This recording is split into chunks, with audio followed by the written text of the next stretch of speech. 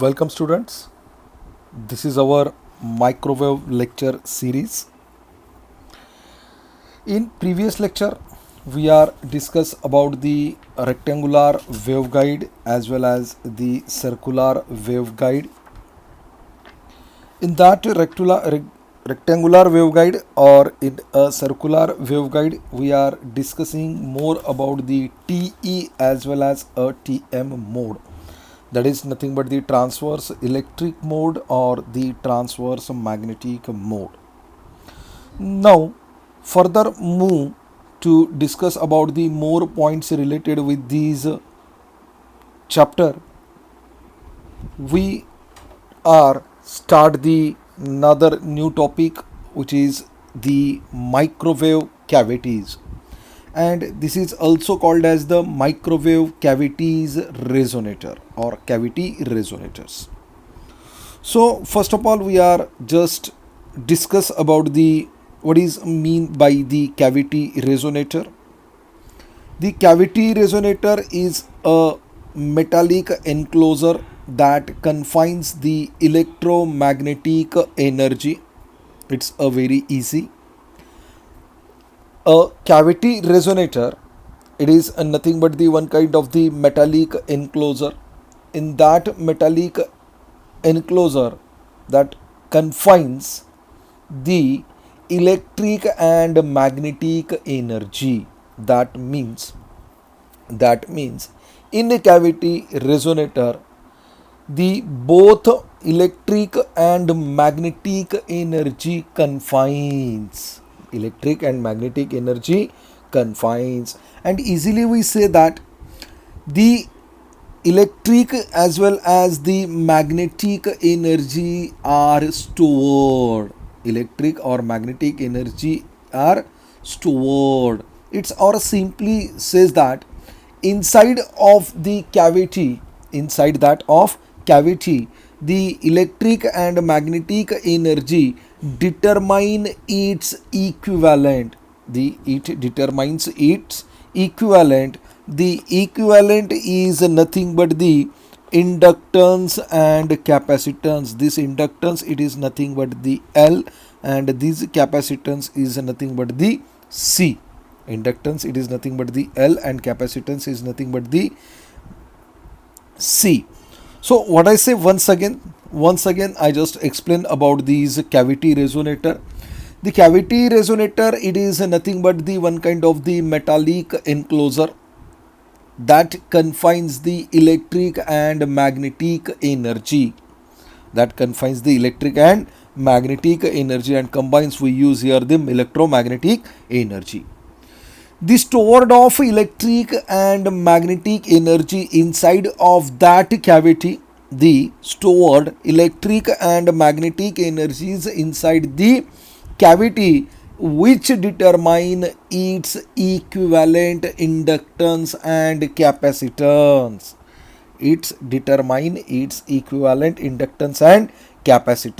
When these energy dissipated by a finite conductivity, if these energy dissipated by the finite conductions of that cavity, these cavity containing the walls, that means from that walls, it determines its equivalent resistance. And we simply says that from these two para we simply says that the electric and magnetic energy is dissipation.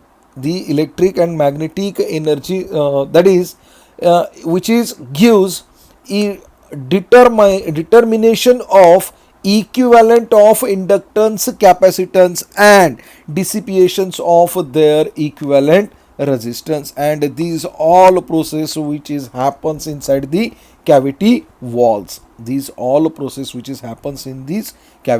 walls. Now the resonator cavity, or it is also called as the cavity resonators, it is nothing but the three kinds of cavity resonators. One is simply called as the rectangular cavity resonator. second one it is called as the circular cavity resonators, and third one it is called as the recurrent cavity resonator.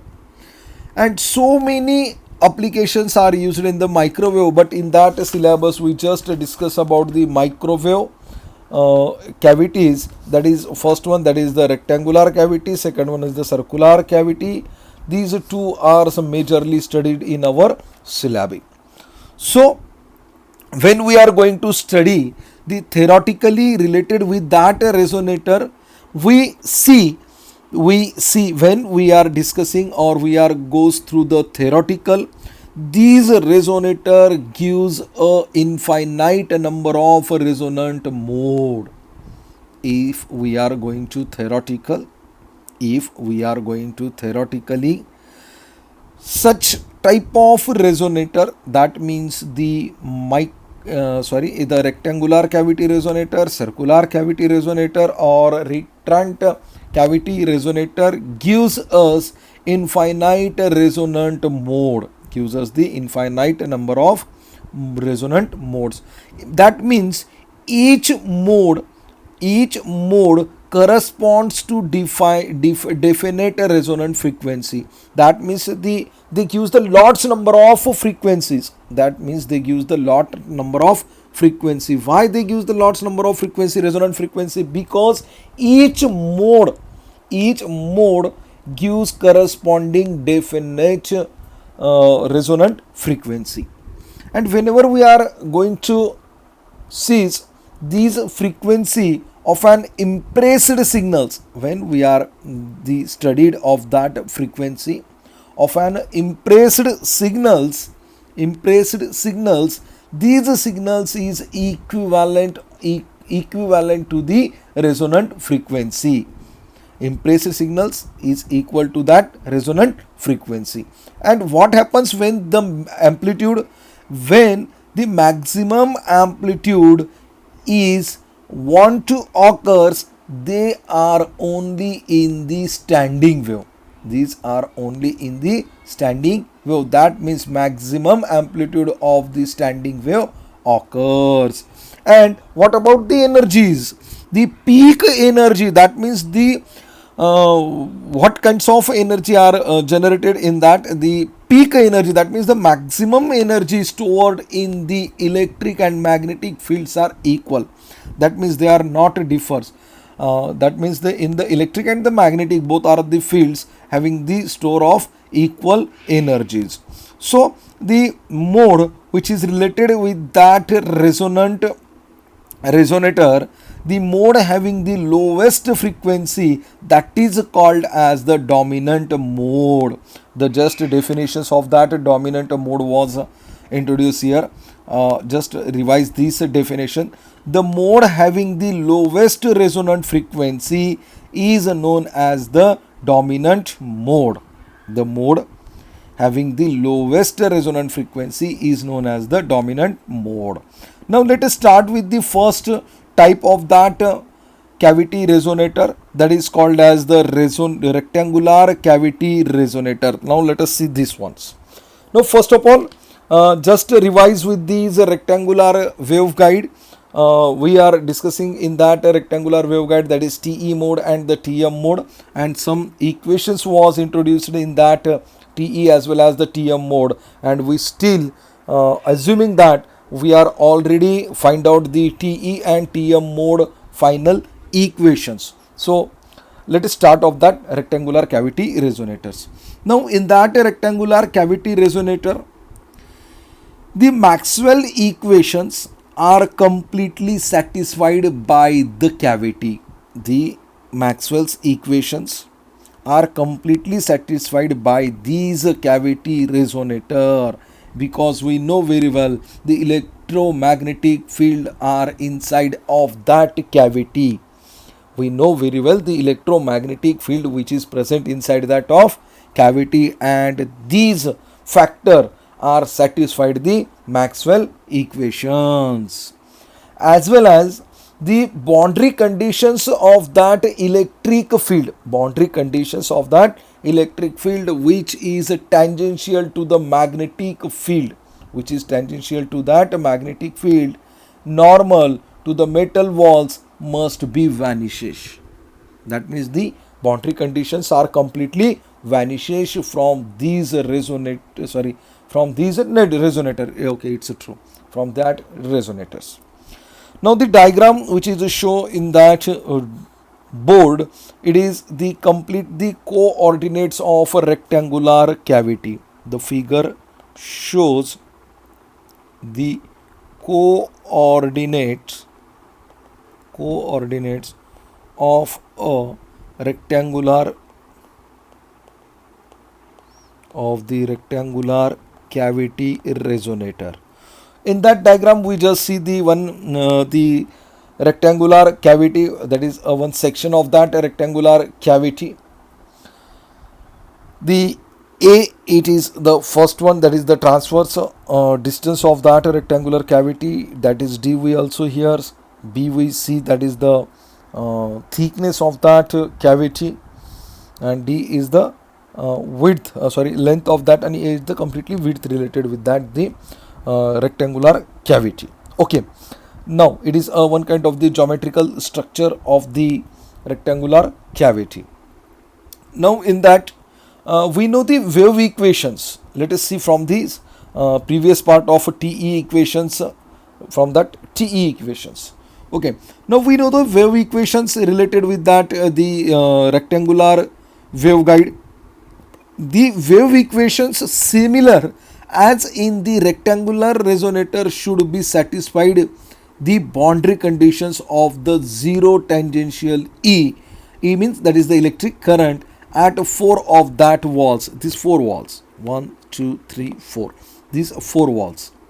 What I say once again, these four walls, that means in that the boundary conditions of zero tangential E, boundary conditions of the zero tangential E is satisfied, Okay, let us see with the proof of that the explanations, because it is very easy to explanations. So in that the harmonic functions of Z, that is Z, that harmonic functions, that means our wave which is passing through that resonator cavity, it is completely the wave structures like this structures like this happens when the electric and the magnetic field which is possesses from that cavity. So this harmonic function on Z, that means along the Z direction, is satisfy the conditions of remaining two ends or the two walls. These directions are satisfied. These conditions the satisfied remaining two ends. These two ends, or in that these two ends, whatever we consider, that is two diagrams, which is one of these. We know the one equations, that is function equations, that is equal to Hz is equal to H0z cos of m pi x by A cos of n pi y by B sin of p y z by D into Te of m and p. Now in that the rectangular wave cavity or the rectangular cavity resonators which is present in our, that is the three dimensions, that's why we are going to discuss about these three factor m n p. What is the m n p? M, it is nothing but the half wave periodicity in z direction. What is the n? It is also the number of half wave periodicity of y directions, and z directions related with the P1. It is, we have already solved these equations in that TE mode, look like that. Last one equations related with that TE mode, or the here just remember one of these equations which are used, this one equations we are used further used in that cavity resonators. This equations, where is this equations? Hz. Okay, I hope so. That and next topics. Okay, this one equations. This equation just simply modified on that cavity resonators, and we are introducing is here. Okay, So it is related with the TE mode, and whenever we are going to study of that, the energy related functions, that is simply this Ez, that means electric field, sorry, not at the energy, electric field. Ez is equal to E0z sine of m pi x into sine of n pi y by b cos of pz by d into tmmnp. That means this is completely related with the transverse electric mode, and this is completely related with the transverse magnetic mode. That means in that cavity resonator, we discuss the TE as well as the TM mode regarding with the Z directions. Why we are using here the Z direction? Because in that the rectangular resonator should be satisfied the boundary conditions of the D0 tangential E at 4 of the walls. That means it is necessary to choose the harmonic function in a Z. It is most important why we are going to use the Z, and the answer was here. Okay, so guys, in that, what is about the M, what is about the N, and what is about the P? M is nothing but the 1 2 3 4, that is the values regarding with that, and is here just one mistake, P is equal to 0 1 2 3 4.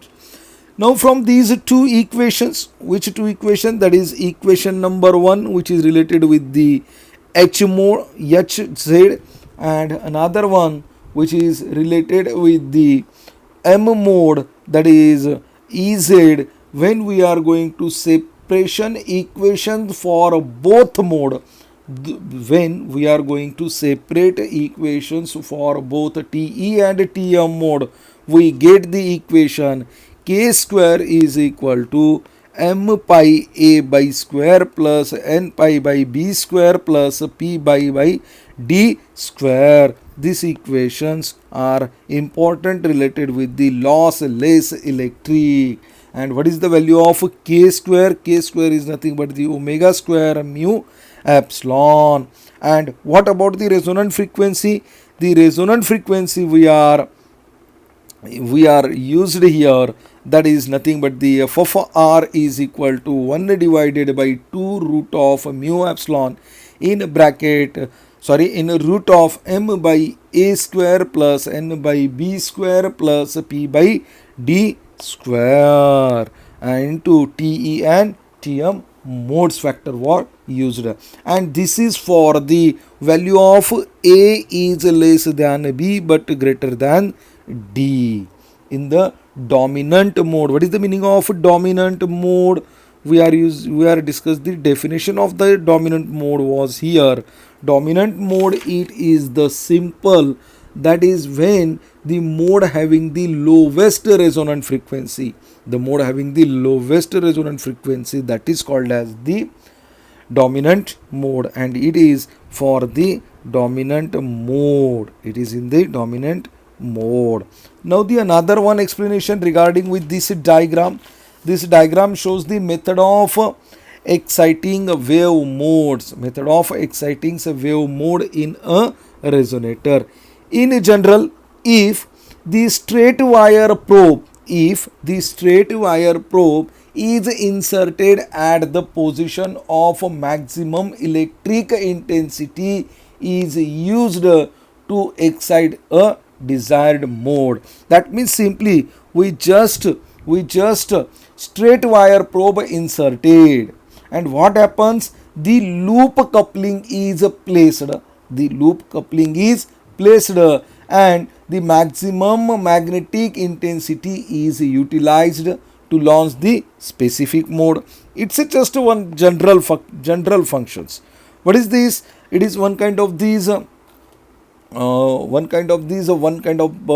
I called as that, that is called as the box, one kind of that box which is having, or it is simply called as the resonator, not at the box, complete called as the resonator, rectangular resonators. So in that, what we do, a straight wire probe is inserted, and what happen when we straight wire probe is inserted, in that the positions of that wire is like this straight and simple, and simple, they affect on the electric intensity. They affect on the electric intensity. That means here the maximum electric intensity was present, and whenever these wire is inserted, that means such changes was there, and they excite one kind of the desired mode. What happen when we inserting such kind of the straight wire, in that the loop coupling is placed, and the maximum magnetic intensity is utilized to launch the specific mode, now in that figure, the maximum amplitude of the standing wave occurs. In that, the maximum amplitude of the standing wave occurs when the frequency of the impressed signal is equal to the resonant frequency. Impressed signal frequency and resonant frequency, whenever these frequencies are equal, then the maximum amplitude of a standing wave occurs. What I say once again, when the impressed signal frequency and the resonant frequency both are equal, at that time the maximum amplitude of standing wave are occurs. So it is all about the rectangular cavity resonator, and the first one, we see the microwave cavities. I hope you understand these lectures. If you have doubt related with this any aspect, then please ask me. So guys, thank you so much.